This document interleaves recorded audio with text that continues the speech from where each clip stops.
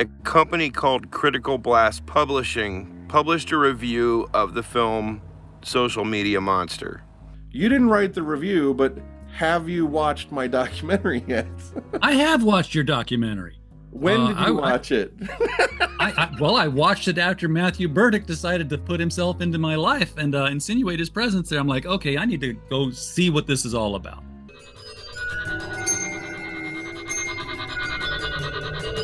Back in May of 2024, I was on the verge of releasing Social Media Monster to Amazon Prime and Tubi.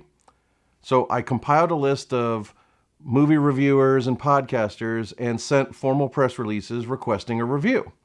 One of the sites that did a review was CriticalBlast.com.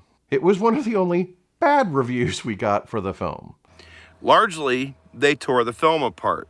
So for the most part, I don't care about these reviews. You can tell that Peter is deathly afraid of negative reviews or anybody that disagrees with him. He gets one negative film review for a film reviewer. Peter cannot handle it when he gets a negative review. He freaks out. He's got to argue with everybody about it. He's got to browbeat them politely. I looked up that reviewer. I tracked him down on Instagram, and I was thinking about everything this kid said negative about my movie that I poured my heart and soul into. And you know what I said to him? Thank you for reviewing my film. Sorry you didn't like it. That's how you're supposed to react. Bad reviews are a fact of life. You just get used to it. Now, as this film comes out, it's going to get more and more negative reviews. There are going to be people that are going to come out in support of me, that are going to think that he's a piece of shit. Why does that matter? Why would the public care about that? Because it's fraud. He's not allowing people to express their minds about the opinion of his films and their opinions of him.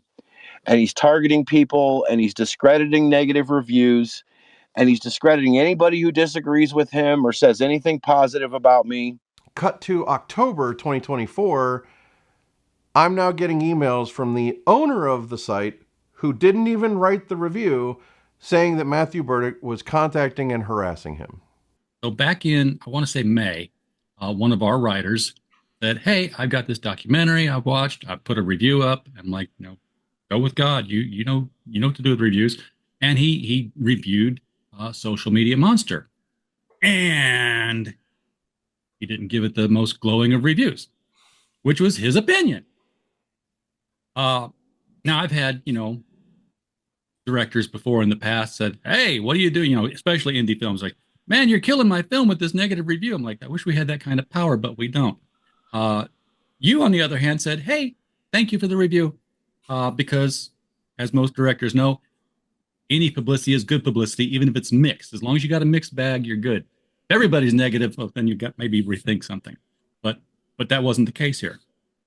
We almost within a couple of days got a direct message on Twitter from Matthew Burdick saying, hey, I'm in this film and I don't want it up here. I'm paraphrasing. I don't have the DM. Of course, I deleted it after a while. And I looked at the film. I was like, okay, what did Damascus write that might be considered, derogatory or inflammatory or bad? And nothing. I said, okay, I've looked it over. There's nothing in here that's not just opinion of the film and portrayals within it. We're not in the habit of taking, reviews down just because it's a bad review. All of a sudden, it was text messages on my phone started showing up. And I didn't recognize the number, but from the way the first message started out talking about Social Media Monster, he wasn't trying to hide who he was. He was very upfront about who he was. But I could tell, oh, this guy's got my phone number now. So, and as soon as I got a couple of text messages, then the phone started ringing. And I just let it go to voicemail because I'm like, I don't need to deal with this. This is absolute defamation per se. Then I have to talk to my 16-year-old about having all this after she reads your deranged, far right-wing, Blue Lives Matter insanity. I'm traveling the country right now. I'm coming to see you. No context, no explanation. That is just kind of weird. When I read it, like, very I'm thinking disconcerting. And again, you didn't even write the review. You just host the website and run Critical Blast. Yes. So it doesn't matter if I had to explain shit to my daughter. It doesn't matter if it's hurting my kids. He doesn't give a fuck. I didn't even know he had a 16-year-old daughter until he brought it up. And his comments are all like, I've been hurting this girl. Like, I didn't even remember your name until you came back and started talking to me again. And it's like he expected you to understand all of this, know this, and be in the middle of all of his business. It's just very strange. Yeah. The only thing I've done with Matthew Burdick is host a movie review. So when he, jumps in with all this sudden attack business, accusing us of attacks, that is, like, somebody's flipped your switch, but it's not me. It was a bad review of a movie he hates. Yes. The review said a bunch of stuff he agrees with, but it's like there's one sentence or two that criticized him, and 5 months later he flips out and he starts sending you stuff like this voicemail. Now, in general, what has happened with most reviewers is I've sent them a polite message and they've written back to me. And months ago, I messaged this guy politely. Obviously, he's a coward. He doesn't write back. Hi, this is Matthew Burdick. I've tried to politely write to you guys and address this stuff, but you don't want to listen. So I'm going to slap you with a lawsuit if you don't stop. You have no lawful right to diagnose me with a catastrophic illness whatsoever. That is defamation per se, which damages need not be proven. And if you guys don't stop this, you can come up with the $50,000 to defend the lawsuit. Leave my family alone. Take your Blue Lives Matter racist bullshit and stick it up your This guy from Critical Blast just blows me off. So right there already, it's like, that's exactly what was in the text. It's in his own voice. He's leaving you a voicemail knowing it's going to be recorded and likely shared somewhere. But he acts like there's something happened beyond a review from 5 months ago, like something new. It's like some new attack happened, and then he conflates it with Blue Lives Matter, which, okay, I support, sure, but I haven't gone to like rallies or wrote articles about or anything. I just support the police. Okay. Well, even more weird, he claims to be conservative and right-wing now. So, which is even more surreal that he's using that like as a negative when it's something he supposedly believes in now. So I am very, very, very confused. And it just keeps going and it keeps getting even more weird. It seems like a Hail Mary attempt to drive a wedge between producer and reviewer, because he knows that you're a Democrat and I'm a Republican, and ergo never the twain shall meet or agree on anything. And so surely I shall just throw you to the wind. And it's very surreal, especially since you and I had no contact whatsoever, correct? Prior to you starting getting these texts and messages, correct? We had one contact from you from email. Says, "Hi, I've done a documentary. Would you guys like to review it?" Yeah, well, you're one of lots of directors who ask us that question. So, but in the 5 months, we've had no communication. Absolutely none. Just to be clear, it's like even after all of this, I've never asked for the review to be changed or removed in any way. Correct? Correct. And now I won't correct or change anything on it. Not even a spell check, because if I change anything on it, I'm thinking, hey, if he does want to take this to court, he'll say, well, yeah, look, it was changed on this date, so now you don't know what it said prior to that. And these voicemails just keep continuing. This is Matthew Burdick. I am traveling the country right now producing a response film to this movie which you are promoting, in which you have unlawfully defamed me. And so I've got a lot of really good folks in Arkansas behind me, a lot of community groups, a lot of people that know that I wasn't paranoid. I have made excessive contributions to the people of Arkansas. Maybe you don't know who I am. Maybe you didn't do any research before you started trashing my name and reputation. But I promise you for the damage that you have inflicted on my name and reputation and the residents of Arkansas over these continued environmental causes for which you've decided to target me. I'm going to make sure you're the most famous motherfucker in Arkansas, and everybody knows who you are and exactly who it is you're targeting and why. You can fuck off, and I will fucking absolutely not hesitate for 1 second to walk right the fuck up to you and put you on film and hold you accountable. To me, that's just so weird because it seems like he's having a conversation with himself more than you. Yeah. He thinks he's been attacked over environmental issues. He thinks he's been attacked, period. Yeah, it doesn't make any sense to me. Like, I don't think he's done any activism anywhere, nonetheless, in Arkansas. And if he's helped all these people, where are they? Who are they? What are their names? What is the name of a single supporter in Arkansas? And what does that have to do with a film review of a documentary? Like, none of it makes any sense. It's self-aggrandizement of a Munchausen level. Yeah, and I mean, and the whole thing about the personal attacks that he's imagining, it's like, what are the personal attacks? What do you think he's talking about? I've not a clue. The only personal attacks that have come up in this entire thread of monologue, because it's not a dialogue, have been from him to me.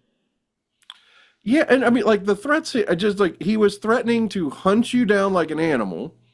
Yeah, he did that in those exact words. And hold you accountable with, like, an interview.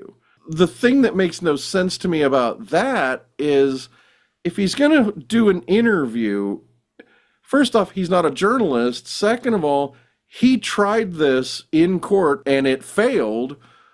Let me ask you this question. Well, I don't see how are you going to let me finish? You're going to let me finish? I don't see how does saying I'm going to get an interview amount to a threat of violence, sir? Well, let me ask you some questions. Feel free. Did you send an email to Ms. Burroughs and others saying, I'm coming for all of you? The rule of completeness, sir, would determine that the statement was, I'm bringing a camera crew that I am going to capture interviews as part of this film. It was not a defense for the way he threatened to get an interview. So why does he think it's going to work now? It's like, it doesn't make any sense to me, because it's like, you tried this before, the person filed for a restraining order and it was granted. This plan didn't work. He thinks that the First Amendment, and if he pretends to be a journalist, it'll protect him, but it clearly didn't. First Amendment only protects him from the government trying to silence his speech, not, public citizens who are like, leave me alone, please. I mean, what do you think his goal was in contacting you? He never said, take the article down. That's the one thing. He never came out and said, I want this article taken down. So his goals were never fully stated. He started throwing dollar values out there. He started throwing, like $50,000 for a defense, $50,000 again for a lawyer to defend it. This man at Critical Blast has received every legal notice known to man. He's confirmed them. It has to do with the fact that his reviewer personally attacked my activism for a reason that is completely unexplained. And none of these people are going to figure it out until we get into a court of law. And none of these people are going to figure it out until they're forced to hire an attorney, until a lawyer gets involved and says, this guy's right. And then it's like a blue light special hit, because that 50,000 dropped to like 10,000. And I'm like, am I getting a cheaper lawyer now, or is the off the books settlement out of court price dropping down here? You don't need quite as much. I didn't know. He never said, this is what I want you to do. He just said, stop these attacks, as if I'm attacking. But he did say, I see the review is still up. So he hints at it, but he doesn't directly ever state he wants you to remove it or remove that line. Like, he'll say, I see you haven't removed the review, or he'll say, I see you haven't removed the attacks on me in the review. And as of now, he simply has never spoken to me. Matter of fact, the only response I got from him was, don't contact me. There are 2 times that I did respond to him with these text messages and with Facebook messages that came through. The text message, the first one that I finally sent to him was that, stop. Telling you not to contact me, telling you not to contact my staff, family, through phone. Just don't send communications. I knew he would continue, but at that point I could say, look, I told him to stop. Everything past that point is recorded. The only other time I said something to him was when he made a comment on Facebook to our publishing page that he was going to have his people in Arkansas, put up flyers about me around the town. And I'm a natural smartass, sir. There are times when, my mouth is moving and my brain's like, hey, we're still formulating this thought. And I just replied back, said, so you're saying that you're not coming anymore, you're sending other people. Okay, just good to know. And he's like, oh no, I'm still coming. He's camping in the woods and living in, I don't know if he's living in his car in the woods, but he was camping in the woods. And You have another side of Critical Blast, correct? What's the other business you do? And we have a publishing line where we work with creators to create graphic novels, publish other anthologies. And, I've been a writer myself, published with other companies for since 2000. I've done some work with the Destroyer books. I wrote some Remo Williams stories. Had a children's book published out of Great Britain with a publisher there. So, sometimes I write my own things and I'm like, well, now I can just publish them. I run them through an editor and get them all cleaned up and pretty. So we had some children's books that we were getting ready to release. And he glommed onto that as a method of, or as a means of trying to destroy my business. What was the accusation he levied against you?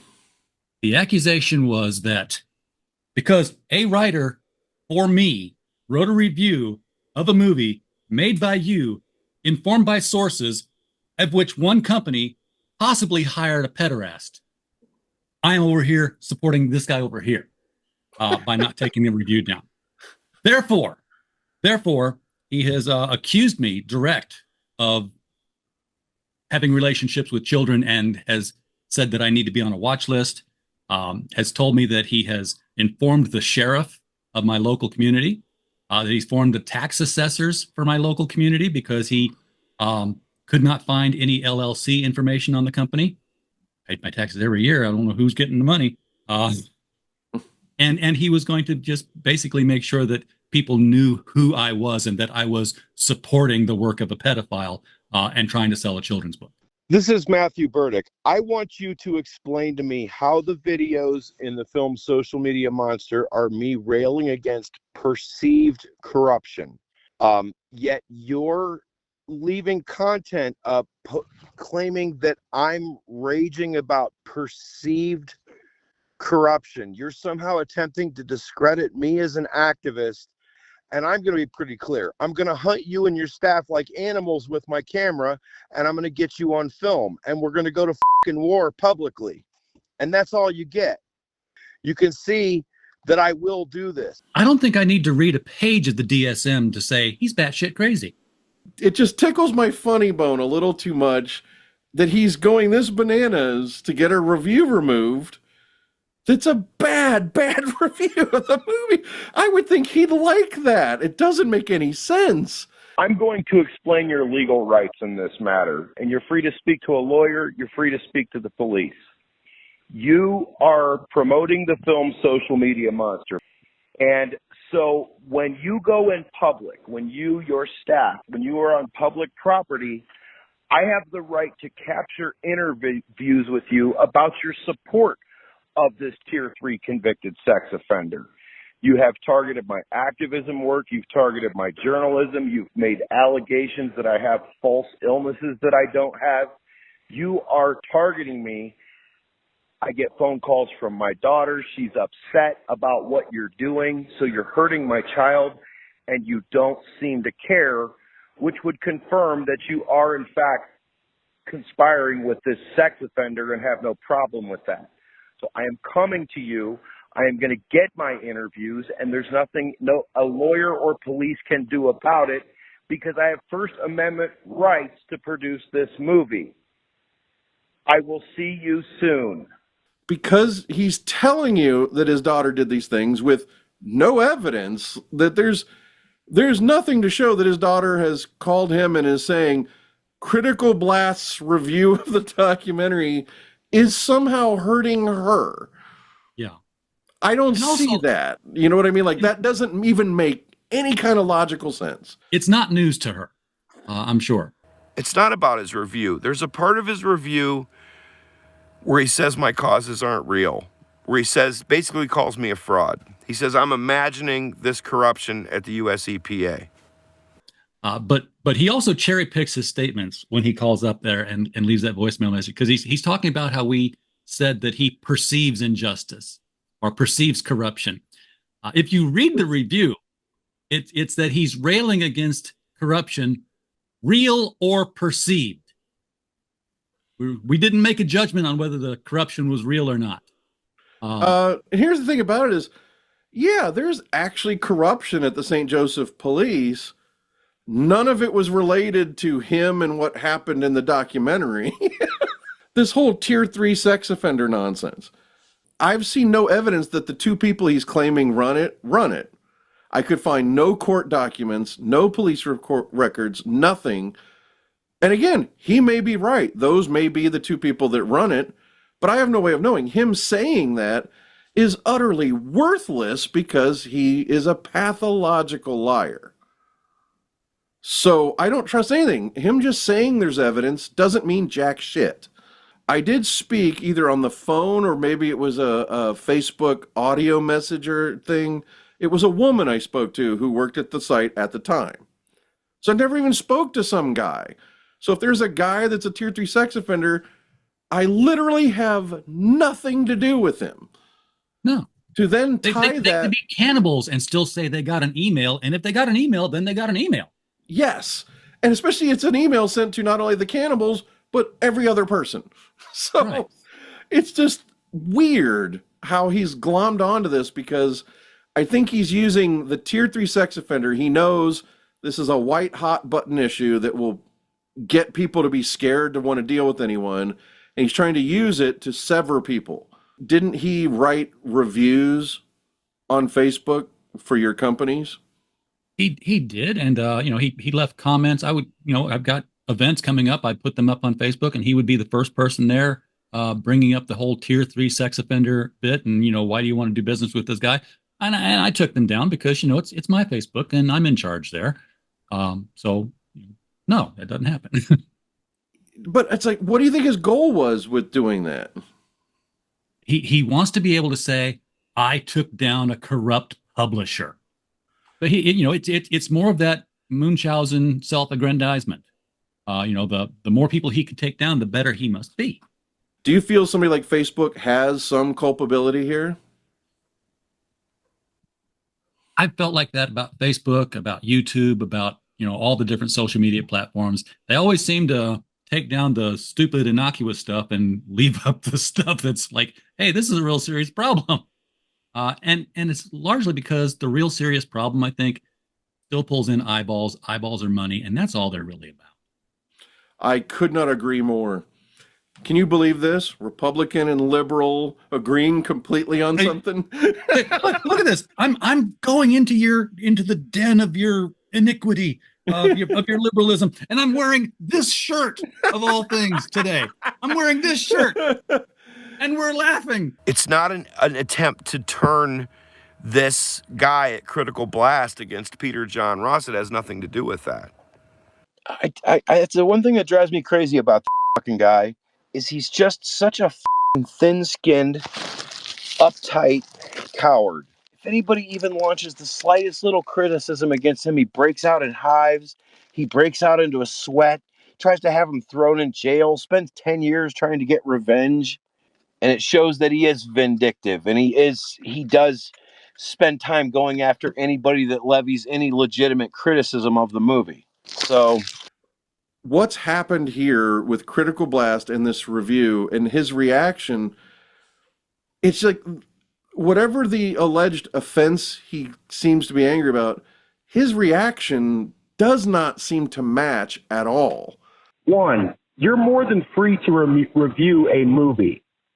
But when you resort to personal attacks in that review, when you attempt to make false claims that my causes aren't real, that they're imagined, that the EPA isn't corrupt, things like that, you are engaging in fraud. You are lying to the public. You are scamming people. Mr. Ross is engaged in federal crimes. My mission is to expose that man for all the crimes he's committed. You've apparently decided to join him. This makes you an accomplice to racketeering. So since Mr. Ross is committing 2 or more fraudulent crimes over state lines, it becomes a federal crime. You, by promoting his film and refusing to correct what you're saying and portraying me as a fraud, makes you an accomplice to racketeering. So you can call the police, you can threaten me, you can do whatever you want, but nobody has the right to interfere with my federally protected right to put you on film, to interview you, and publicly expose you for engaging in racketeering. If you are unsure of your rights, I recommend you hire an attorney and you stop acting like you could just commit any felony you want and you're going to get away with it. It makes no sense whatsoever. We're all felons here. Yeah, how does that even work? Now, the guy at Critical Blast Publishing, he's on the hook for racketeering, for organized crime allegations. He's on the hook for conspiracy against rights. He's been notified of every single aspect of what he's doing that is against the law, and he is willfully engaged with conspiracy with Mr. Ross, who is in fact conspiring with 2 federal officials currently. He has warrants for his arrest. Yes. I don't even have a police report with my name on it. And that's a voicemail, which means he used the phone lines to communicate interstate. Like, that makes it a federal matter, sir. Unfortunately, I don't think the FBI is ever going to lift a finger against Matthew Burdick. That's just my opinion based on the conversations I've had. They just view him as a petty annoyance. You know the line every time that somebody finally does go violent and blow things up, figuratively, not literally. The next day, he was on our watch list. The other thing is he's trying to say he's making a response film. Do you think he's really going to make a film? I can't see that he's making a film. He's too busy suing a hospital or threatening to. Where do you see this going? Has he curbed off on his contacts with you? Has he slowed down any? He actually has. He's obviously got some other hot button issue that's more of a priority to him than me, and more power to them. You didn't write the review, but have you watched my documentary yet? I have watched your documentary. When did you watch it? I watched it after Matthew Burdick decided to put himself into my life and insinuate his presence there. I'm like, okay, I need to go see what this is all about. So I did watch it. So just to be clear, you were not, your opinion of Matthew Burdick was formed from his interactions with you, not because of what you read on the internet that other people wrote about him. It was from his direct actions, correct? I never read anything on the internet that other people wrote about him other than the review that our own writer put up there. And, I felt he was trying to be even-handed in, both the approach to the documentary and the approach to Burdick's actions. So I'm like, there's no winner in this fight. But now, But I will say, change my mind, Matthew. Again, not the way you want it to.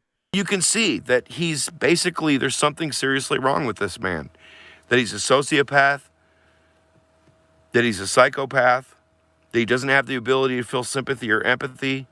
He's not a human being. This guy at Critical Blast is simply not a human being. Again, not to try to be embittered about the review, the bad review. It's just so funny to me to keep bringing that up just because it's like the irony is so thick. I had not thought about this review in months until you contacted me. It didn't really affect me. But now that he keeps making coming these statements up, about lawsuits. now I'm kind of like forced to think about it more often. I have to think about How stupid is a guy who keeps engaging in the same behavior over and over again, knowing that somebody's sitting out there and they're documenting what he's doing and are making a film about it? Gee, That won't impact his career. Maybe he'll make a social media monster vlog. This person's trying to hurt my career. I could lose my career over this. This is a person that's not Matthew Burdick, and he's trying to hurt my career. Ass fat. What your reviewer said was essentially, what I did with the documentary is essentially the same thing as what Matthew Burdick does. Yes. The irony of that at this moment is kind of like, I have to state this. No, I've never threatened a nuclear facility with terrorism, number one. Number two, I've never tried to get someone fired or falsely accuse them of being a pedophile just to try to get them to change something. So I would hope there's a difference of opinion from what that review originally said versus today. I think hopefully you've seen there's a contrast between what I do and what he's done. Yes. Yeah, and I could tell that in my own take on the review as well. Yeah, I would assume because it wasn't just you and him. It was you and officers and waitresses and patrons. So I was going to ask, what did you think of the documentary? Especially, how did the context of what Matthew Burdick's been doing to you when you watched the movie, how did it make you feel? It gave me a better idea of who he is and how he operates. And it seems like he just, is ready to pull out any shield that he can when an opportunity presents itself. Like, when he's in the parking lot and he sees that opportunity to pull out his LGBT shield because he got called a name. He's like, hey, I am, that. And, now that's a hate crime. Which it's not. I think he's just, I know. I think he's walking around ready to be offended and hoping to be in the right place at the right time for the big payoff. I'm a Romany person, first of all, so I'm a minority. When somebody tells him how bad he sucks, he thought that would work on me, and it just didn't, because I'm actually a gifted and talented artist, and I've always had haters, and so I grew up with haters, and I don't respond to it the same way. Of course he's going to rail against this interview. He's going to claim that we're conspiring. I mean, we can... And now he's got proof. Here we are he's got talking proof together. that we're conspiring because we're talking about what he did. Like, his brain will transform and ignore all the things he said in those voicemails. He'll just ignore that and say this is somehow evidence of a conspiracy and we're going to be charged with RICO, which will never happen because there's no crime here. There's no crime here. The fact is, he drove me to you because all this smack he's talking, I was like, is he doing this to the director? Does the director know anybody else who's going through this? What are the solutions that other people have found? I need to find out. So I contacted you. And the thing is, he claims that what Matthew does is he thinks that by me talking to you, somehow I have tricked you into thinking that he was totally normal when he contacted you, but only because you saw the documentary, all of a sudden you've been brainwashed into thinking wrongly that he's a bad guy, that he's not. That's what he's going to claim. So this is a message for anybody in the future. If you give Social Media Monster a negative review, you're going to be attacked by a bunch of accounts, and you're going to get banned, and you're going to get fucking harassed and stalked, and he might turn you into a social media monster, and you'll be episode 3. So just everybody beware that anybody that disagrees with Peter John Ross becomes a stalking victim. I want to thank you for doing this interview, for talking about what you've been through, talking about what the guy's done. And I think that this helps kind of take that power away, the power to lie about people. I think if anybody ever questioned you about, hey, what is this guy saying about, saying you work with a child predator, you'll be able to point to this video and say, this will make a lot more sense when you see this. Yep. Or even less. Guys like this guy at Critical Blast Publishing don't have the intellect or the intelligence to understand what they're involved in. I had completely forgotten about this review until this guy contacted me 5 months after the review went up. I would never ask any site or critic to ever modify, change, or remove their review. But I will say there is a section of the review that, in hindsight, feels very different in the context of everything going on now.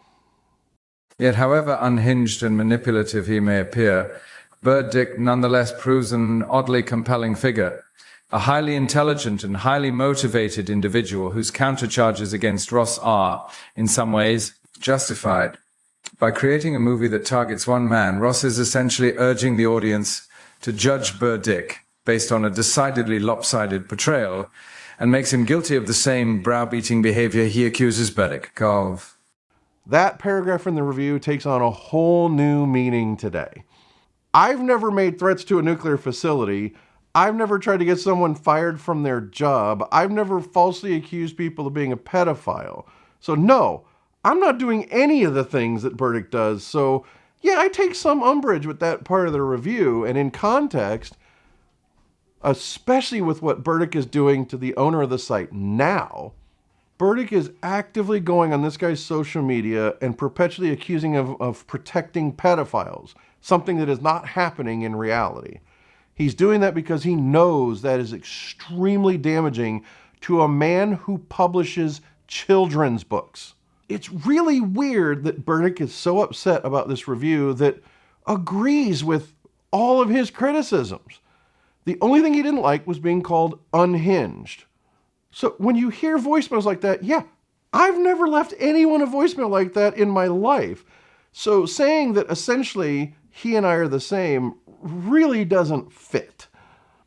And yeah, I'm a little conflicted over the fact that I'm helping a site that gave me a really, really bad review. And I have people that are telling me, it's like, screw them, forget them, let them deal with it. And I'm kind of like, I don't care about the bad review. It's the abuse. And I do think that that's far more important than my little ego and getting a bad review. Is this the same? Is making a video like this the same as Burdick leaving those threatening voicemails? And for Burdick to perpetually email and harass this guy? Tell us in the comments below. I'd love to know what you think of this.